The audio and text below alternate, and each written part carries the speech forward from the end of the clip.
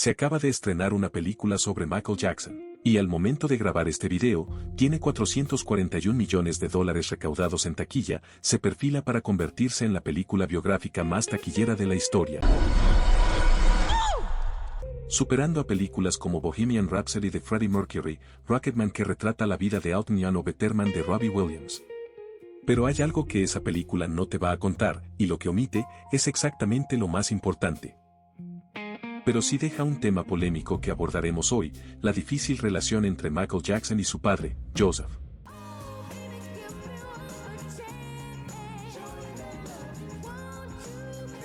Si viste la película interpretada por el sobrino de Michael, Jeffrey Jackson y dirigida por Antoine Fuqua, te diste cuenta que la historia termina en 1988, con el Bad World Tour. Termina ahí, en el triunfo, con el mundo a sus pies, con todo el éxito posible. Aún así, la crítica fue unánime, es brillante, es emotiva, está bien filmada, pero también dijeron algo más. The Guardian la llamó sanitizada, IndieWire dijo que al quitarle lo oscuro quedó brillante, aséptica y sorprendentemente aburrida, y el crítico Sean Burns lo comparó con algo muy específico, es como una película biográfica de O.J. Simpson que termina cuando gana el trofeo Heisman y corta el futuro tormentoso. Pese a eso debo reconocer que abarcar la vida, de quien para mí, es el artista más grande de toda la historia, en menos de 130 minutos es imposible.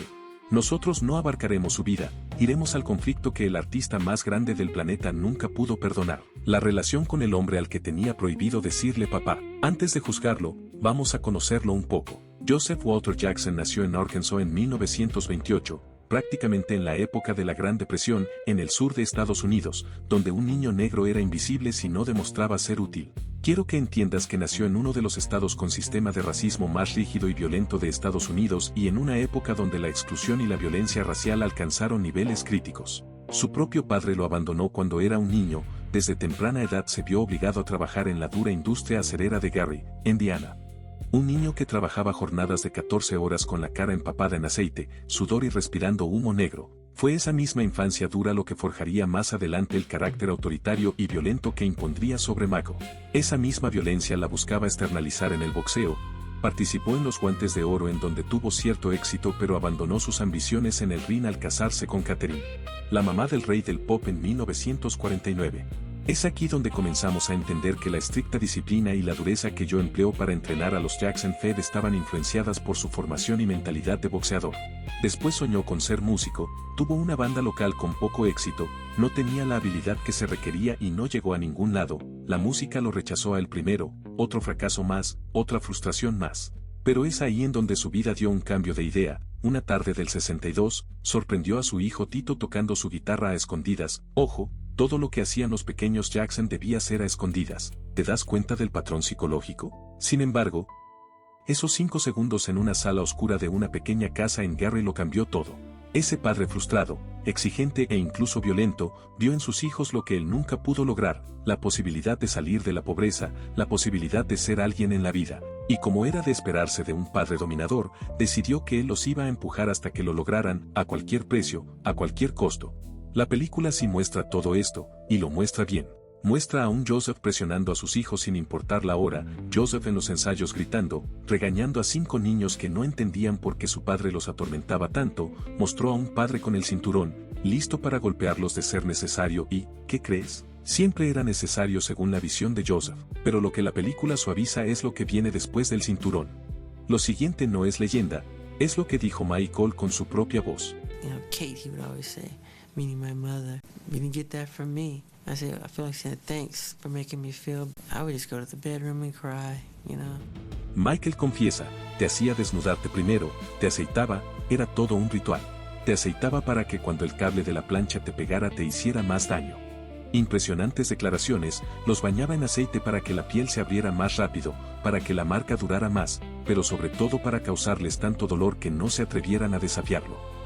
Y mientras tanto, la madre de Michael gritaba desde la otra habitación, lo vas a matar, sin poder hacer más de la cuenta. Se presume que a ella también la golpeaba. Los testimonios de los hijos sugieren que el miedo a la violencia física era una constante en el hogar, no solo para ellos. Eso es lo que no está en la película, eso es lo que se ha narrado durante años y no lo plasmaron en la cinta. En la película, Joseph golpea a Michael una vez, cuando tiene 8 años, y el resto del tiempo lo que ves es a un padre que grita, que intimida, pero que en el fondo empujó a sus hijos hacia la grandeza. Lo que los 3 hermanos que participaron activamente en la producción, Jackie, Jermaine y Marlon, siempre han sostenido, es que el abuso no fue tan grave como Mako lo contó, y aquí te saltan muchas dudas y preguntas, ¿por qué no fue tan grave para ellos pero sí para Mako? Ellos no lo recuerdan como algo tan grave por algún tipo de amnesia disociativa, pero lo que sí es un hecho, y rompe con la película es cuando Mako habló. Y lo que dijo fue esto, frente a Oprah Winfrey, en 1993, con 62 millones de personas viendo en vivo declaró: hubo veces en que él venía a verme y yo me empezaba a enfermar, empezaba a vomitar. Su cuerpo, físicamente, rechazaba la presencia de su padre, por miedo, por estrés, por los recuerdos de una infancia llena de constantes golpes. Eso no es metáfora, es el sistema nervioso grabando el miedo a fuego lento hasta que ya no distingue entre el peligro pasado y el presente. Y hay algo más que la película tampoco te cuenta, no explica por qué Mako nunca se refirió a Joseph como papá, es algo que de niño jamás proyectas llamar a tu papá por su nombre, la razón. Joseph les prohibía a sus hijos llamarle papá, se deberían referir hacia él o llamarlo solo Joseph. Hasta aquí todas las acciones de Joseph se podrían interpretar como las de una persona con personalidad autoritaria con rasgos de narcisismo compensatorio. En 2003, el periodista Louis Theroux le preguntó por qué había tratado así a sus hijos y la respuesta de Joseph fue brutal. Joseph respondió sin pestañear, sin alguna señal de arrepentimiento: yo creo que los hijos deben tenerle miedo a sus padres. Pero entendamos algo, esto no es la confesión de un monstruo, es la declaración de un hombre completamente convencido de estar haciendo lo correcto. Y esa es la parte más difícil de toda esta historia y que quizá te haga reflexionar.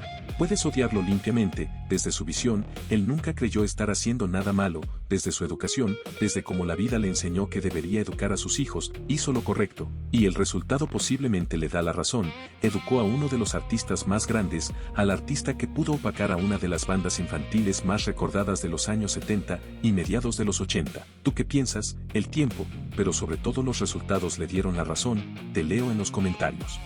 Después, la vida de Mako nos sitúa en uno de los momentos que cambiarían su historia. El 27 de enero de 1984 Michael graba un comercial de Pepsi, una explosión pirotécnica se dispara antes de tiempo, el gel en su cabello prende y hace que el fuego se propague rápidamente. Las llamas le devoran el cuero cabelludo. En la película retratan fielmente, aunque de manera breve narran las quemaduras en su cabeza, el tiempo y su estancia en el hospital. La demanda a Pepsi y como Mako exige que el dinero del acuerdo vaya íntegro al centro de quemados donde lo trataron. Sin embargo, lo que no te cuenta es que de ese hospital, Mako salió con algo más que cicatrices, salió con la primera receta de analgésicos opioides de su vida, una receta que se convirtió en dependencia solapada por sus doctores. Una dependencia que se convirtió en un problema de adicción que muchos ignoraron y una adicción que 25 años después le arrancaría la vida por la misma negligencia con la que fue llevado por años. La semilla de su muerte fue plantada en ese estudio de grabación, y fue regada por la presión de no poder decirle que no a la maquinaria que su padre había construido, por no poderle decir que no al hombre que aún atormentaba al adulto.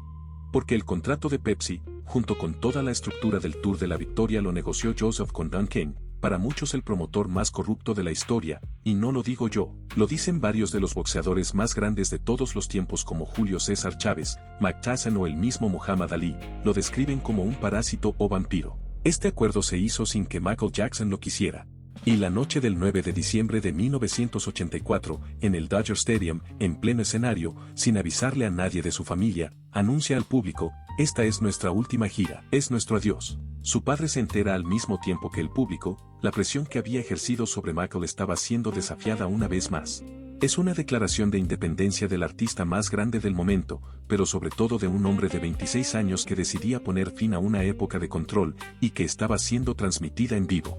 Michael ya había intentado despedir a Joseph como su manager personal, pero no se lo dijo a la cara, y aunque en la película lo narran de una forma distinta, el rey del pop mandó al abogado a la casa familiar y no lo hizo por fax. Cuando tuvieron que reunirse después, Michael llegó con un asesor presente, para no quedarse a solas con su padre. Puede sonar increíble que con los millones de discos vendidos, conciertos abarrotados y sencillos que dominaban las listas de popularidad, no se atreviera a despedir a un empleado, pero no era sencillo.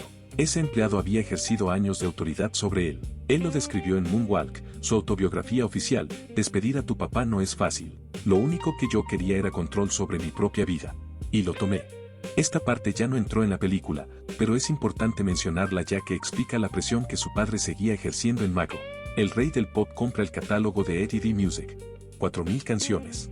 incluyendo 251 composiciones de Lennon y McCartney, por una cantidad de $47,5 millones de dólares. Un movimiento audaz, financieramente hablando, pero también un punto de quiebre en su relación familiar y con amigos cercanos como Paul McCartney. Mako mantuvo la operación en secreto para su padre, Joe Jackson, quien se enteró de la magnitud del trato a través de los medios de comunicación. Y aquí está otra de las partes controvertidas de Joseph, dijo ante la prensa, años después que se sintió excluido y humillado al ver que Michael ya no lo necesitaba para tomar decisiones de tal envergadura, lo que interpretamos como la pérdida definitiva del control que Joseph tenía en Michael, pero solo en temas laborales y financieros, porque en los personales, sentimentales y psicológicos, Michael jamás pudo liberarse del control de Joseph. Joseph solía minimizar el logro de Michael diciendo que cualquiera con dinero lo habría comprado. Años más tarde Michael compra Neverland por $19 millones. Y aquí necesito que pares un segundo, ya que Michael no construyó Neverland como un capricho, lo compró y lo construyó como un escudo. Cada carrusel, cada tren, cada zoológico, cada salón de cine, eran piezas de la infancia que Joseph le había arrancado. Y esta interpretación no es mía, Michael lo dijo directamente, en 60 minutos en 2003, yo siempre estaba de gira. Nunca tuve la oportunidad de hacer esas cosas. Un niño de 8 años que debería estar jugando, se la pasaba en autobuses, aviones, hoteles y en estudios de grabación. Michael compensó la pérdida de su niñez con Neverland. No sé si habrá una segunda parte, pero la película concluye en un momento en que el mundo está rendido a los pies de Michael.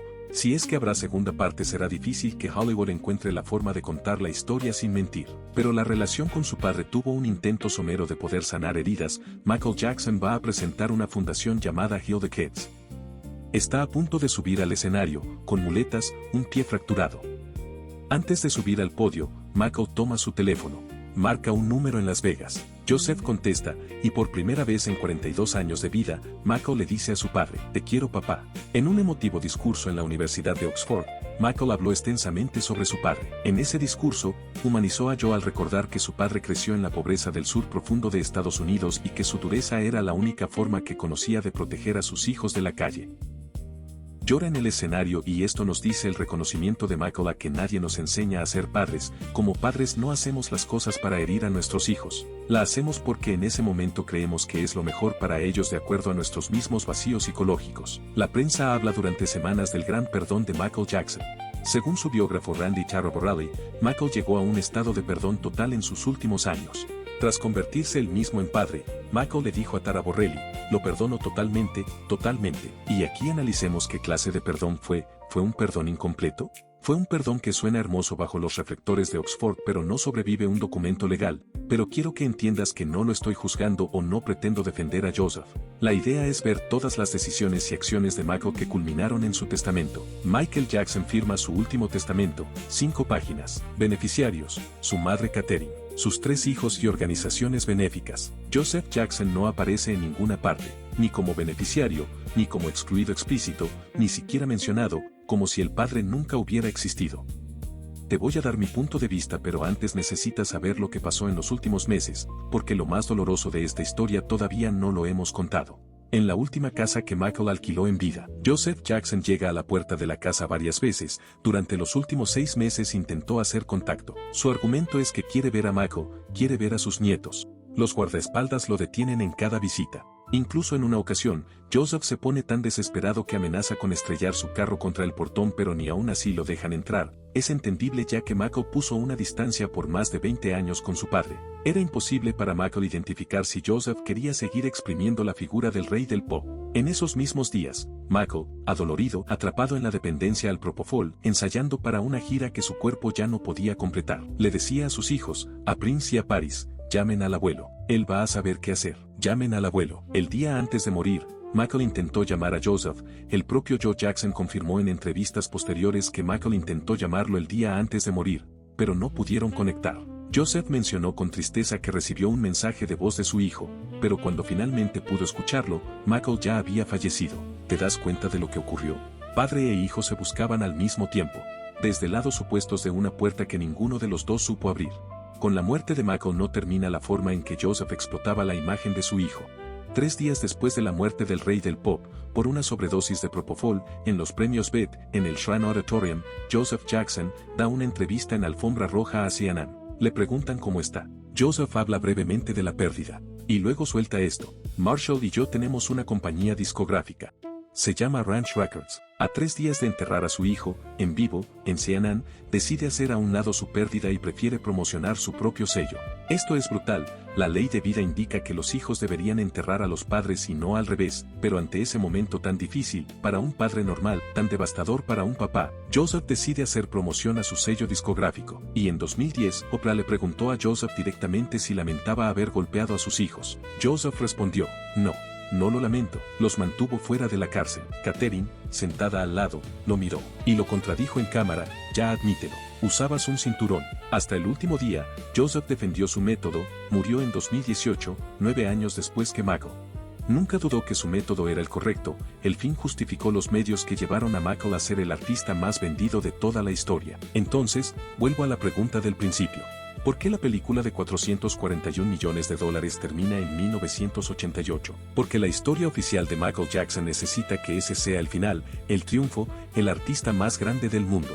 Las luces de Wembley. Pero eso no es el otro lado del éxito. El otro lado de la cinta es lo que no entra en el tráiler. ¿Qué fue ese perdón, entonces? Mi respuesta, no fue para Joseph, fue para Michael. Fue la única forma que encontró de soltar el odio sin tener que reconciliarse con el hombre. No fue una reconciliación, fue supervivencia emocional. Por eso pudo perdonar bajo los reflectores y excluir en un papel legal, porque hay heridas que no se cierran. Solo se aprende a caminar con ellas abiertas, y eso es el otro lado del éxito. ¿Tú crees que Michael perdonó de verdad? Te leo abajo.